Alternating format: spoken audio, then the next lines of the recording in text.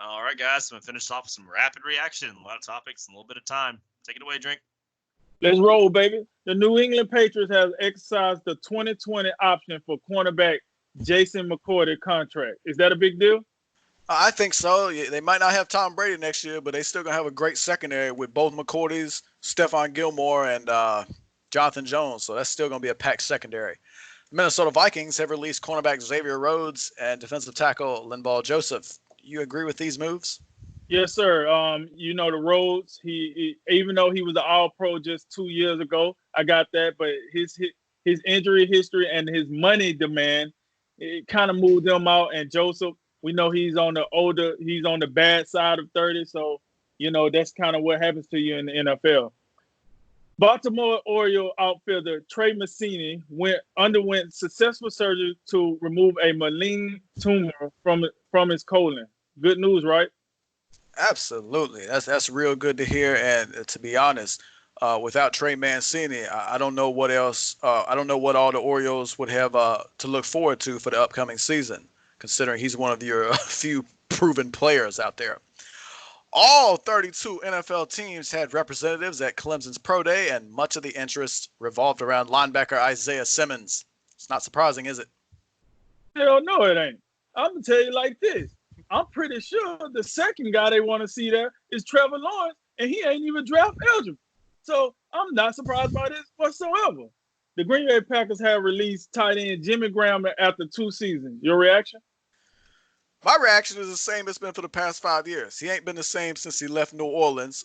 From 2011 to 2014, he averaged a minimum of 85 catches and racked up 46 touchdowns. And I really haven't seen him since. So he's still in the league, but 5 touchdowns the past 2 seasons. He clearly ain't the same. Last weekend in the co-main event of UFC 248, there was a strawweight title fight between the champ, Zane Wiley, and the number 4 contender, Joanna Jędrzejczyk. It's been considered the greatest woman fight of all time by some. You agree with him?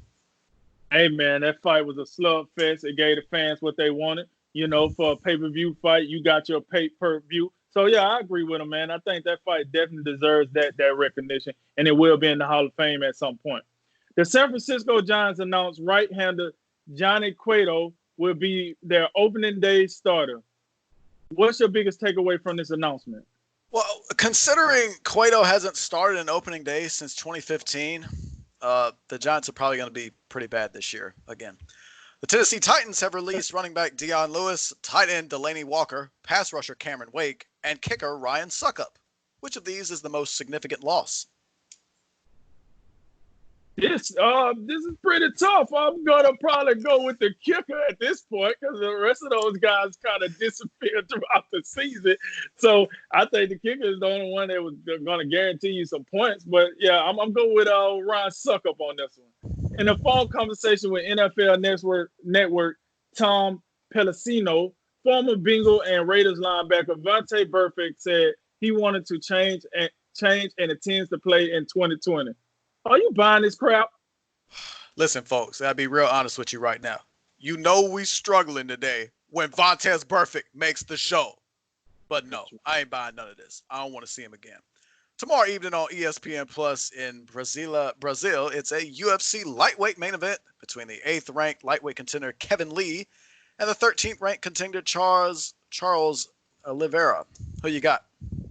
Oliveira, he's a guy that's been dodged. A lot of guys don't want to fight him. Don't let the 13th rank fool you. He's been on a tear as of late. But here's the deal, Kevin Lee, he out here putting you on SportsCenter, baby. He gonna knock your head off your shoulders. The problem with this is Kevin Lee did come 2.5 pounds overweight. So he will give 20% of his purse to Oliveira for this fight. But with that said, I'm still gonna take Kevin Lee in an empty arena over in Brazil.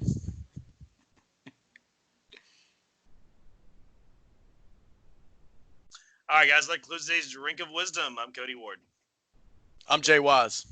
And I'm Nathan Drinker. And remember, make tomorrow better than today and make today better than yesterday. And you know what we going to do. We going to holler at you until next time. Baby. Wash your hands.